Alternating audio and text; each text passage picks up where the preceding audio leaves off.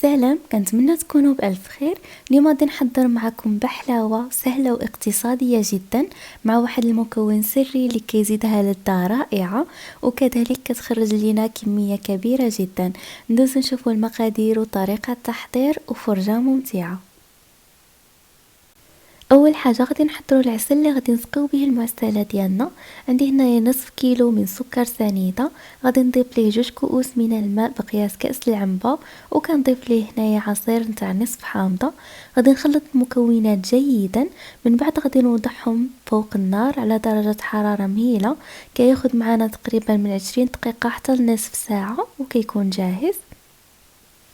هنايا من بعد ما كنطفي عليه النار كيكون بهذا القوام، وكنخليه يبرد حوالي ساعتين او 3 ساعات.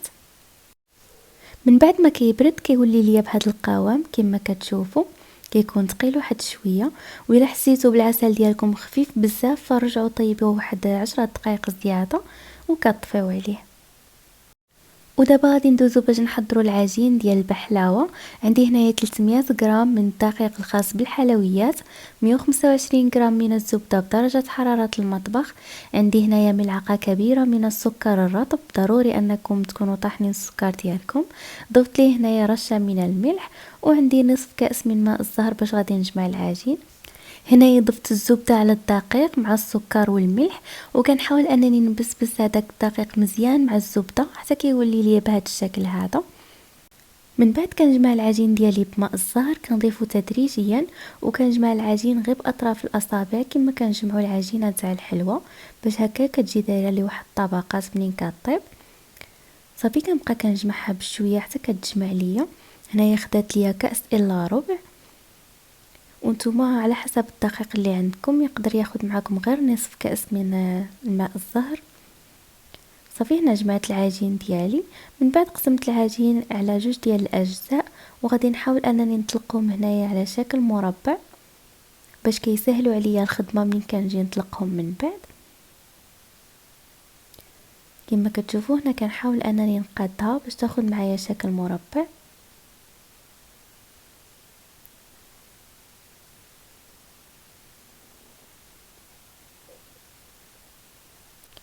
من بعد كنديرهم هنايا في كيس بلاستيكي وكندخلهم للثلاجه وكنخليهم يبردوا حوالي نصف ساعه. في هذا الاثناء كناخد نصف كيلو من الكاوكاو اللي كنوضعه في صينيه ديال الفرن، وكنضيف ليه ملعقه كبيره من الزيت النباتيه. من بعد كندخلو للفرن وكنخليه يتحمر حتى كياخد معايا هذا اللون الذهبي، واكيد كنواصلوا التحريك وحنا كنحمروه. من بعد دوزت هنايا باش نطحنو في الهاشوار، كنضيف غير نصف الكميه باش تجيني القطع متساويه، ما تبقاليش قطع كبيره وقطع صغيره. صافي هنايا كنهرمشو.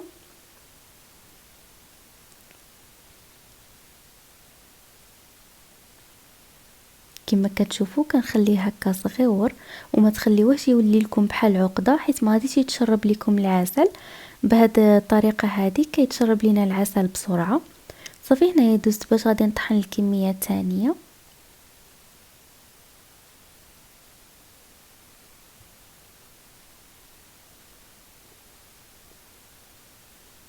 وهنايا خديت ربعه ديال الكوك وكنوضعها في مقلاة اللي كتكون بارده، وعاد كنشعل عليها النار وكنخلي درجه الحراره مهيله جدا، وكنبقى كنحركها حتى كتبدا كتحمر ليا وكتاخد لون ذهبي بهذا الشكل هذا.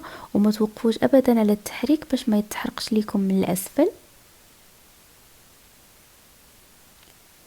صافي غير كياخد معاكم اللون بحال هذا كتطفيو على النار ديالكم وكتحيدوه من المقلاة باش ما يزيدش يتحمر لكم اكثر.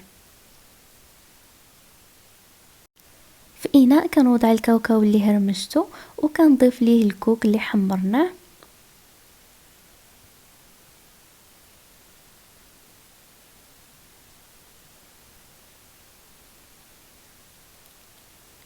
من بعد كنضيف ليه 2 ملاعق تاع السكر الرطب اللي كيكونوا عامرين مزيان.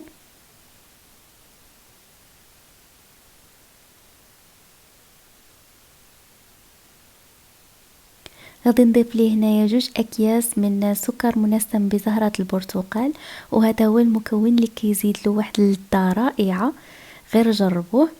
صافي هنايا كنخلطهم مزيان مع بعضياتهم باش توزع هذاك السكر على الخليط ديالي.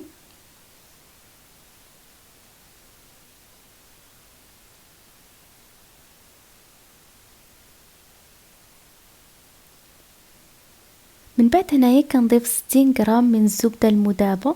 الزبده كندوبوها مزيان حتى كيتحيد ليها هذاك الحليب وكتولي لنا نوازيط.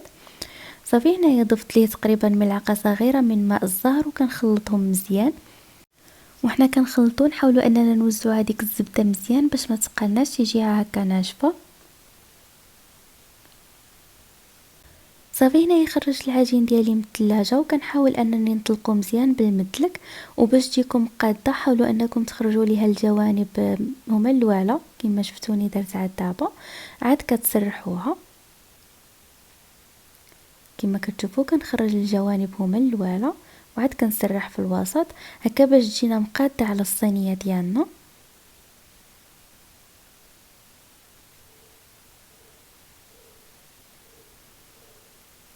صافي هنا كناخد الصينيه ديالي وكنشوف الحجم ديالها واش مقاد مع العجينه.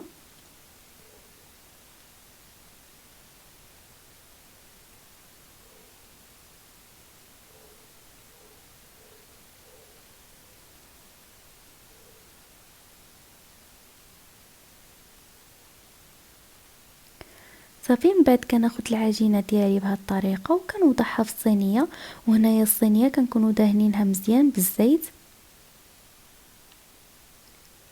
صافي كنوضعوا العجين ديالنا بهذه الطريقه وحاولوا انكم تجيبوها مقاده. صافي هنايا كنحاول انني نقادها من الجوانب وكناخد واحد السكين وكنحيد به هذوك الزوائد اللي طالعين من الفوق.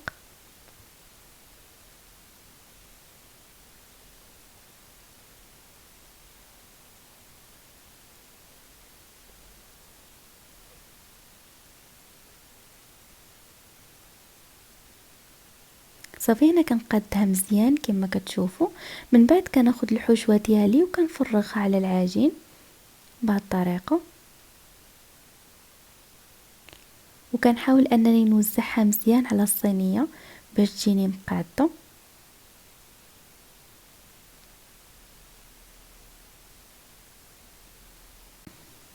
من بعد ما كتقادوها كامله حاولوا انكم تملسوا الوجه ديالها بالملعقه بهذه الطريقه هذه باش كتجيكم ديك الكاوكه وشاده راسها مزيان. من بعد كندوزو باش نطلقوا العجين الثاني حتى هو بنفس الطريقه كنخرجوا الجوانب هما الواله عاد كنطلقوا العجين ديالنا من الوسط.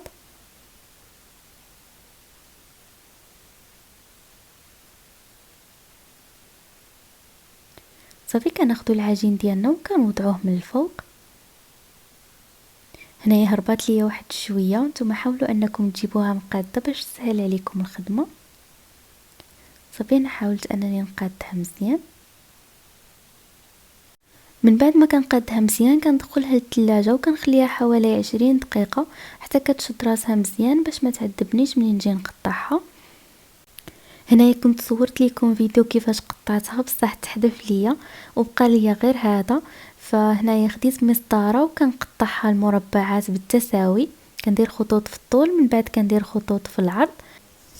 من بعد ما كنقادهم مزيان كنرجع كنعاود عليهم بالسكين حتى للاسفل. وهنايا درت 10 مربعات في الطول و8 مربعات في العرض. من بعد خديت هنايا اللوز وكنوضعو في بياض البيض عاد باش كنلصقو باش ما يطيرش ليا منين نجي نقدمها.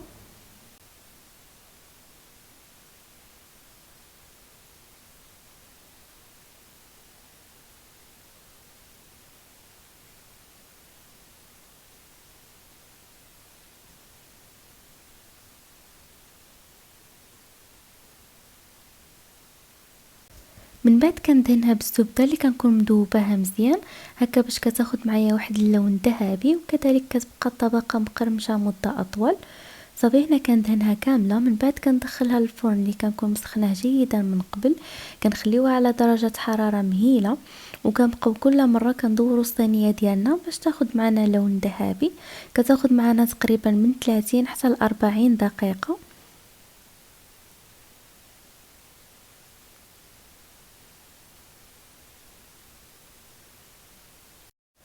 وهذا هو اللون اللي كتاخدو معانا.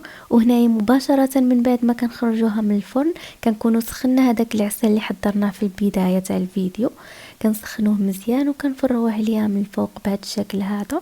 وكنحتفظوا بواحد الكأس من العسل في الكاسرول باش الغد ليه نرجعوا نسخنوه ونعسلوها مره اخرى من الفوق غير بواحد الملعقه. كنبقاو كنعسلو هكا بالوحده باش يحافظوا لينا على اللمعه ديالهم.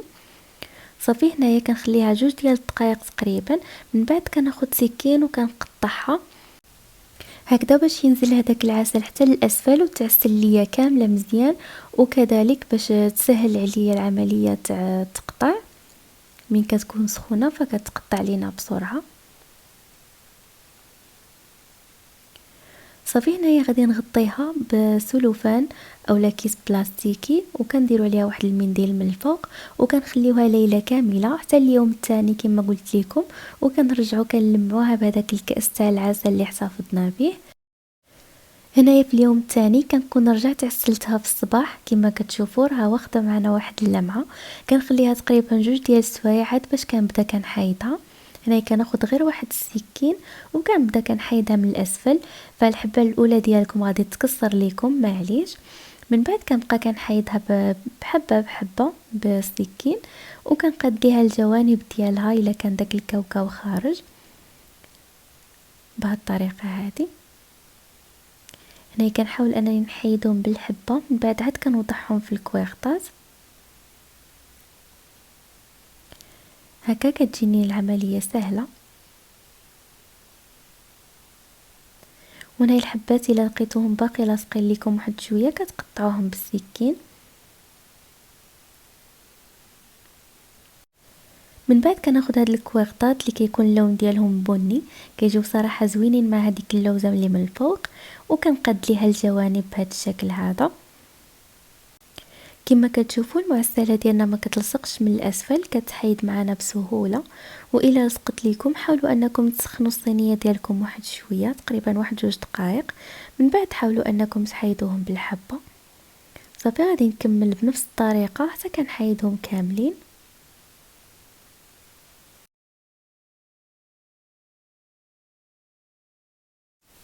وهذا هو الشكل النهائي ديال البحلاوه اللي حضرت معكم اليوم. صراحه كتجي رائعه ولذيذه لذيذه بزاف، كنتمنى انكم تجربوها.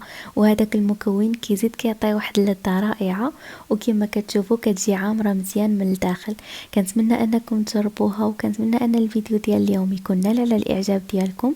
واللي كيشوف القناه ديالي لاول مره ما ينساش يشترك فيها وفعل زر الجرس باش يتوصل بالجديد. بالصحه والراحه ومع السلامه.